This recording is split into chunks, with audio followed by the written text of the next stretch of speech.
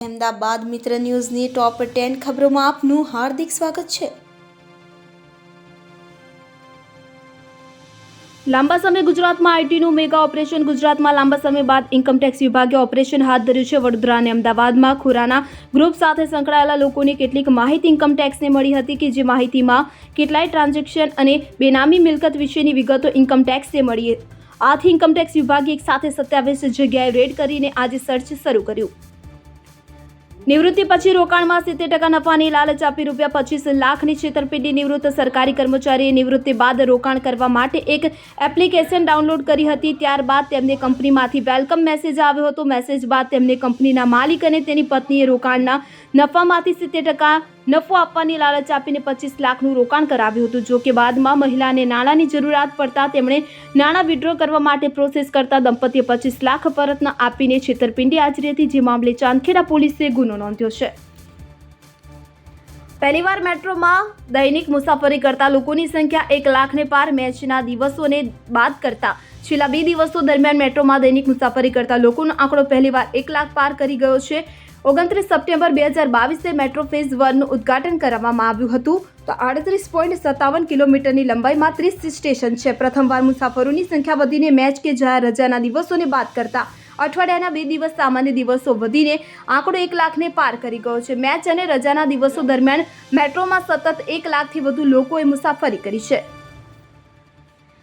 ધંધાના નામે એકાઉન્ટ ખોલાવી જાણ બહાર 72 લાખનો વ્યવહાર કરી નાખ્યો। અમદાવાદમાં સાયબર ફ્રોડ અને વેપારીઓ સાથે થતી છેતરપિંડીના બનાવ વધી રહ્યા છે। લોકોને મોટા નફાની લાલચ આપીને છેતરતી ગેંગ જે છે તે સક્રિય થઈ ગઈ છે। શહેરમાં એક કેફે સંચાલકે કેફેમાં આગ લાગતા જ કેફે ચલાવવાનું બંધ કરી દીધું હતું। ત્યારબાદ તેના મિત્રના કહેવાથી બીજા બિઝનેસમાં પૈસા રોકીને હાથ અજમાવવાની શરૂઆત કરી હતી। આ દરમિયાન ધંધા માટે ખોલેલા બેંક એકાઉન્ટમાં તેના મિત્રએ બારોબાર 72 લાખથી વધુ રૂપિયાનો વ્યવહાર કર્યો હોવાનું જણાતા સાયબર ક્રાઇમમાં ફરિયાદ નોંધાવી છે।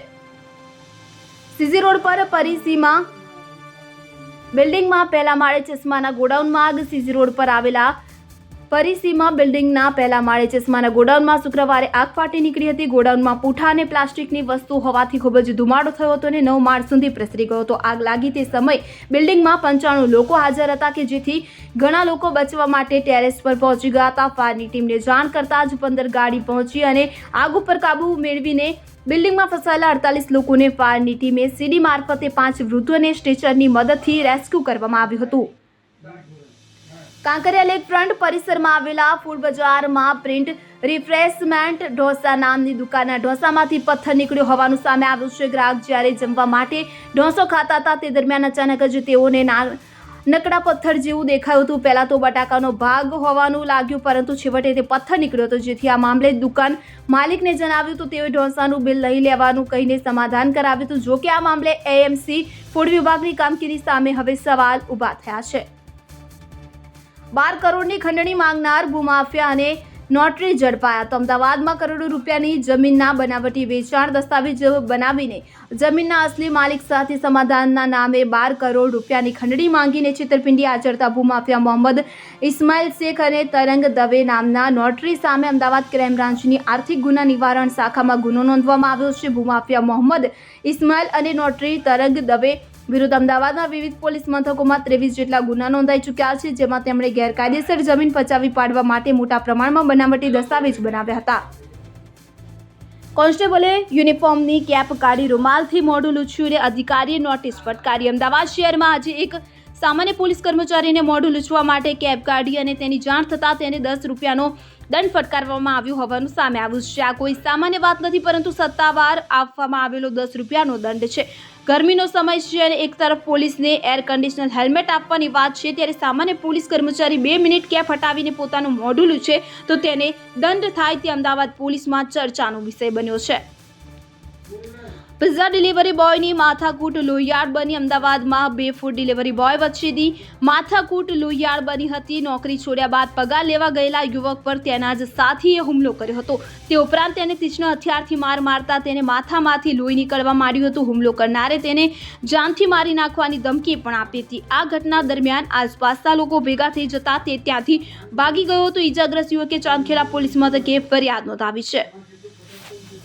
અમદાવાદમાં 5 લાખની 2941 દારૂની બોટલ પકડી અમદાવાદમાં ફરી એક વખત દારૂની હેરાફેરીના કિસ્સા સામે આવ્યા છે. અમદાવાદના અલગ અલગ જગ્યાએ દારૂ પકડાયો છે, જેમાં આ વખતે સ્ટેટ મોનિટરિંગ સેલની ટીમે રેડ કરતા દારૂનો જથ્થો ઝડપાયો. આમાં પણ ખાસ કરીને કારમાં ઝડપાયો હતો આ દારૂ. તો એએમસીના હાથે ચડેલાઓમાંથી એકે કોઈએ કારની સીટની નીચે તો કોઈએ કારના બોનેટમાં દારૂ સંતાડ્યો. તો હાલ એસએમસી અલગ અલગ વિસ્તારોમાં રેડ કરીને દારૂની હેરાફેરીનો પર્દાફાશ કર્યો છે. અહેમદાબાદ મિત્ર ન્યૂઝની યુટ્યુબ ચેનલને સબસ્ક્રાઇબ કરો અને બેલ આઇકોન જરૂરથી દબાવો, જેથી દરેક મહત્વના વિડીયોની નોટિફિકેશન તમને મળતા રહેશે.